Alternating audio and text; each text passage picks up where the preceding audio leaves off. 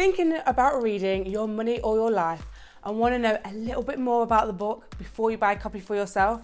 Well, check out this video.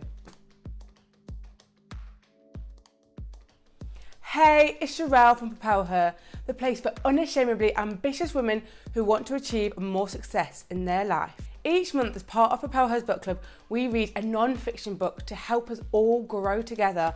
And in November 2019, we read Your Money or Your Life, 9 steps to transforming your relationship with money and achieving financial independence.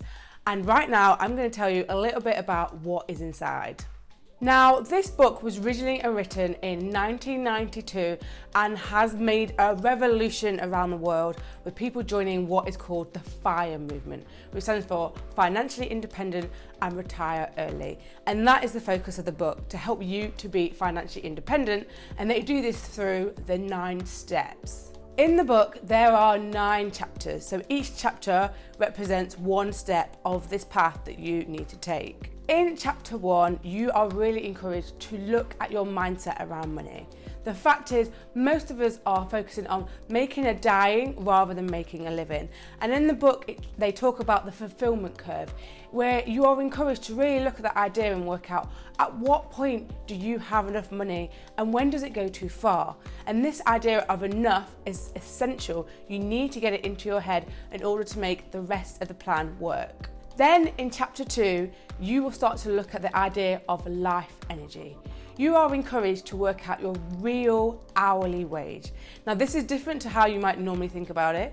So normally you do your hourly wage as just simply like how much you earn and how many hours you work.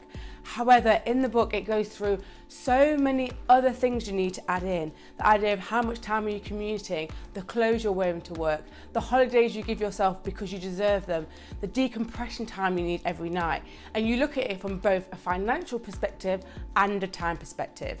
Then you do the calculations and work out your new hourly wage, which you need to keep in your mind for everything going forward. Next, the focus is on budgeting and really getting to grips with your current finances. You need to understand what you are spending every single month and how, where is that money going, what is it going on. Then chapter 4 looks back at this idea of enough, but now it's your time to work out what is enough for you.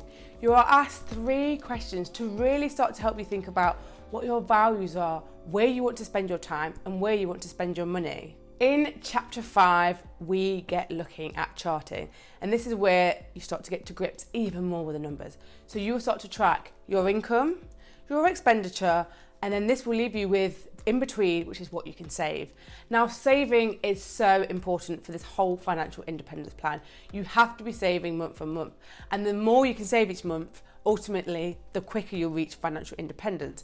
However, even if you aren't someone who is aiming for financial independence, this section on saving is still really important because it also reminds us of the power of saving and what it means for you right now in terms of freedom and also power. Next, in chapter 6, the book looks at the American dream and whether we have to keep on buying or whether there is a way to achieve that while still being frugal. It gives you 10 different ways to save money, and this chapter is definitely around keeping your money for as much as you can. Chapter 7 gets you to re-examine the idea of work.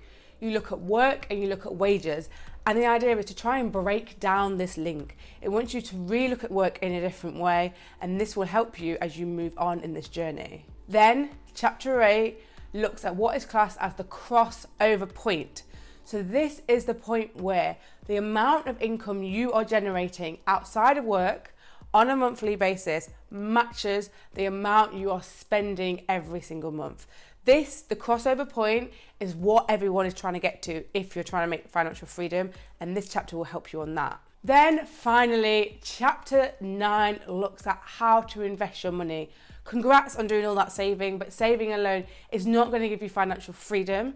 And so this chapter looks at all the different ways you can start investing to make sure you're making your money work for you as hard as possible. Overall, I absolutely loved Your Money or Your Life.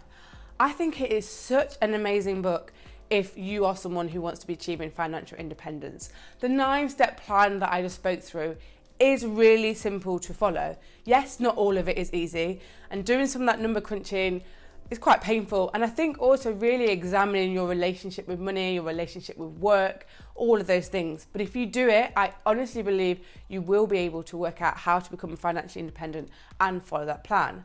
However, the reason why I really love this book is it's great no matter what your financial goals are. The fact is, it asks some really challenging questions to get you to really think about your money, your time, your values, and if you're really using everything in the right way. So even if you are someone who's not necessarily looking for financial independence, but would just like to make sure that their money is working as hard as it can for them, it's working in a way to fulfill them, it's working in a way to make them happy, which surely is what all of us want to achieve, then you should definitely check out this book. As I mentioned at the beginning, Your Money or Your Life was read as part of PropelHer's book club.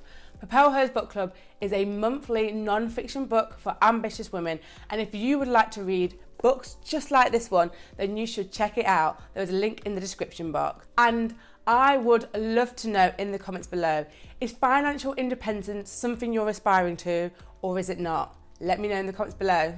Bye for now.